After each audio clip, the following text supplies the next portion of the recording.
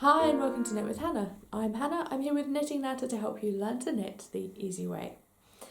Starting a new row in knitting can be easy, but it can also be a bit confusing depending on which cast-on method you've used. So today I have a tutorial for you showing you how to start the second row when you're knitting using two different cast-on methods. So I'm using one cast-on method that starts and puts the stitches on the left-hand needle, and I have a cast-on method that puts the stitches on the right-hand needle. So we're going to start that new row now that you've cast on. Do hang around to the end of the video. I'm going to tell you all about a beginner's workshop that you don't want to miss. Okay, I have 20 stitches on my needle. What I've done here is what's called the cable cast on. This might be the knitted cast on. There are lots of different cast ons where all of the stitches will be sitting on the left hand needle when you've finished. So what we're going to do is knit the first row. Okay, so we have the stitches in the right place. We have them all on the left hand needle and I'm holding an empty needle in my right hand. Now, there are lots of different ways you can hold them. I hold this one from above and I hold the right hand needle from below so I can see what I'm doing. You may find a different method of holding your needles more comfortable. You can go and have a look at this video. It will give you full details on lots of different styles of holding your knitting needles. Then again, you may just say, actually, I found a comfortable position and I'm happy as I am. You do that. You need to find what's comfortable for your hands. This is the most comfortable position for my hands. You may be exactly the same or completely different. Okay, so I move that first right hand needle into the first stitch. That is how we start the next row. And we look at this and we go, right, there's two loops. Obviously there's a loop at the front and a loop at the back. There's two pieces of yarn as it loops around. So we go into just that first piece there. We don't go behind it. We go into the front bit. Okay, so that is making a sort of a cross at the end of the needles here. Now this right hand needle is the important one. We're going to move the yarn around the end of that needle. You can see that there. I'm just moving it underneath and around the top. So this next part of the yarn is how we make the next stitch. So that piece of the yarn is pulled through with the right hand needle, and now because we've done with it, we've had enough of this stitch, we can push it off of the left hand needle. So that's how we make the next stitch. Now we do exactly the same thing with the next stitch. That right hand needle goes into the front part of that loop, the yarn goes around. You can see that loop there, and I'm going to pull that loop through with the right hand needle. If it's too tight, it will be difficult to put it through. If it's too loose, it will just be too loose as you put it through. So find some kind of equal medium place and you'll actually find it more comfortable. You'll get used to it. Don't worry about it so much not being too tight, not being too loose as you get started, but just get a feel for it being comfortable as you pull the stitch through. So this right hand needle has now got the second stitch on it, so we can push this stitch off of the left hand needle there. Okay, so the right hand needle goes into the third stitch. The yarn goes around and you pull, you can see that loop there going over the right hand needle. You pull that loop there and then you use the right hand needle to just drop that stitch off of the left hand needle. One more time, into the front of that loop. Yarn goes around, pull that piece of yarn through with the right hand needle. There it is, it's just pulled up through there, and we can just push that left hand stitch off of the needle there. So basically all of those discarded stitches are making the next part of the knitting. It's just increasing the length of the knitting as you go. So one more stitch after another and you will increase the length of the knitting, and every row, so these individual loops are called stitches, and when you go all the way across all of the stitches that are on the needle, it's called a row. So one row after the other, you make one stitch after another, and it just increases in size, the length. As you push the stitch off of the left hand needle, it's giving the piece of knitting that little bit more length. There you go. So that you can see already, it's just got a bit more length to it. So that is your first row. When you are using the casting on method, that is known as the cable or the knitted cast on. There are a few others that leave you the stitches on your left hand needle as well, but there you go, that's it. Now I'm going to show you how you start a new row when you've done a different cast on method now.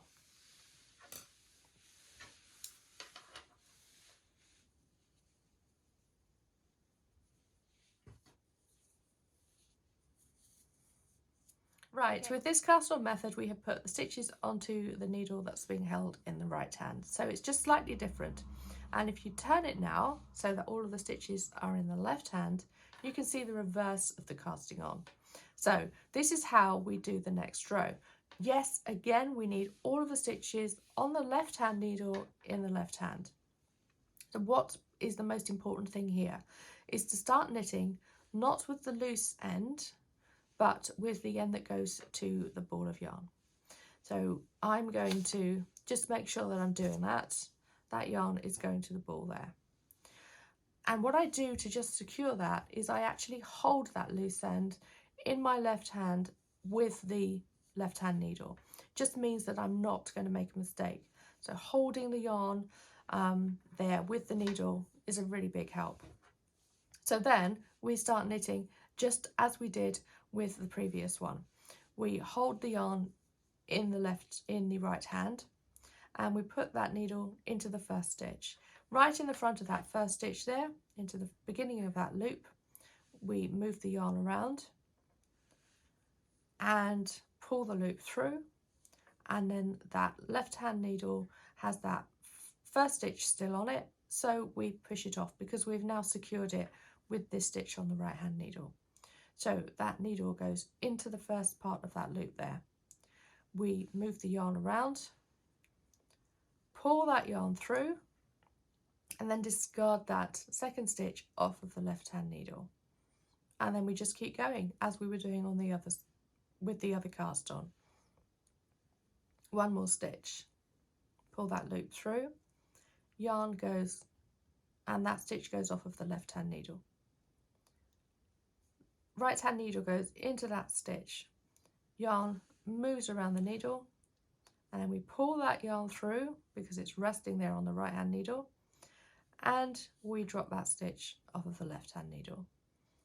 In, around, pull that loop through and drop that off the left hand needle. In, around, pull that loop through and drop that off of the left hand needle. In, around, through, and drop that off. So it's, again, it's just exactly the same as we were doing, but you just have to make sure that you start with the stitches on the right needle. They need to be sitting on the left hand needle just as they were before, and you need to make sure that you're knitting with the right piece of yarn, not with the yarn that you used to cast on, but with the yarn that goes to the rest of the ball. There we go. That is that first row when you're knitting with two different cast-ons. Okay, and you're ready. You can now start your second row in knitting and just keep going. Once the stitches are on your right hand needle, you've done all of that row, then you move the right hand needle into your left hand and you start again. And you can see your stitches will start to create more fabric as you knit every single row, one after the other. Okay, I wanted to tell you about a beginner's workshop. Now do go and check the link in the description below. The workshop was live last weekend, but you can see the replay. So do go and have a look at that. I've got it all ready for you. And what we were doing was building confidence as a beginner knitter. So there are 3 big steps you can take that will just build your confidence and help you master knitting as a beginner. Once you've got those foundations in place and you really do understand those foundations to a greater degree, you can move on with your knitting and start adding more techniques in, and you can really start to enjoy it as well. Knitting can feel frustrating at the beginning if you find it hard, but as soon as you understand the foundations, it will feel so much more joyful. You will enjoy every single stitch that you sit there and do, because there are so many more benefits to knitting. I do talk about 2 big benefits in that workshop as well. 2 benefits of knitting that I find are really, really important. So do go and check that out. It's about 45 minutes to watch the whole thing, and you'll learn a lot. I do want to help you progress in your knitting. These YouTube videos are just a start, and that workshop can help you move on further as well. Great. Thank you so much for joining me today. The link is in the description for that workshop. I will see you again soon. I'm here every Tuesday, every week. Do hit the subscribe button and click on the bell for notifications. If you click on that bell, then YouTube will let you know whenever there's a new YouTube video from me. I'm here every Tuesday, every week. And I'm here quite a bit in between as well. If you're in the UK, then you can join me for lockdown knitting. I'm doing that at the moment every Friday morning. I'm here every week with a live YouTube video. If you are stuck in lockdown like so many of us are at the moment, then do join me for that. I'd love to know what you're knitting, what you're up to, and whether you've got any questions about the videos or about your knitting in particular. I'd love to have a chat with you on Friday mornings live here on YouTube. Thanks so much for joining me. I'll see you again soon. Bye for now. Happy knitting.